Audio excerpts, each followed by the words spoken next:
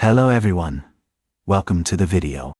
In this tutorial, I will show you how to accurately mark a standard volleyball court using the baseline and diagonal measurement method. Step 1 is marking the baseline. Choose a flat surface and mark the first straight line measuring 18 meters. This will be the baseline, which forms the back boundary of the court. Place a marker or peg at both ends of this line. These 2 points will become the back corners of the court. Now we move to step 2, which is using the diagonal measurement to create a perfect rectangle. From one end of the baseline, measure 20.12 meters diagonally toward the area where the opposite corner of the court will be located. Mark this point temporarily. Then, from the other end of the baseline, measure 9 meters straight forward. Adjust the position until the diagonal distance between the two opposite points becomes exactly 20.12 meters. This diagonal measurement ensures that the court forms a perfect rectangle.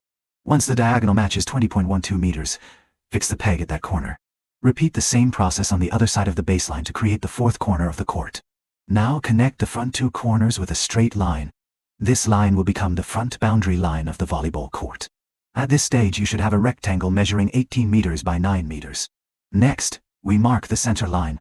Measure 9 meters from one baseline toward the center of the court, and draw a straight line across the width. This line divides the court into two equal halves. This line also runs directly under the volleyball net. Now we mark the attack lines, also called the 3-meter lines. From the center line, measure 3 meters toward each baseline. Draw a straight line parallel to the center line on both sides of the court. These attack lines create the front zone and back zone for each team. Players in the back row must jump behind this line when attacking the ball. Next, extend the center line slightly outside the sidelines. This helps referees clearly see the center boundary during the match. After that, you can mark the service zones behind each baseline. These zones extend across the entire width behind the baseline and indicate where players serve the ball. Make sure all lines are clearly visible and have a width of approximately 5 centimeters, which is the standard line width in volleyball. Finally, double-check all measurements.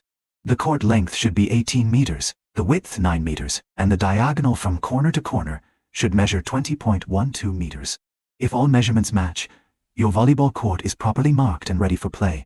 This diagonal method is very useful because it guarantees accurate right angles without needing specialized equipment.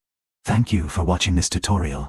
If you found it helpful, consider subscribing for more sports ground marking guides and physical education tutorials. See you in the next video.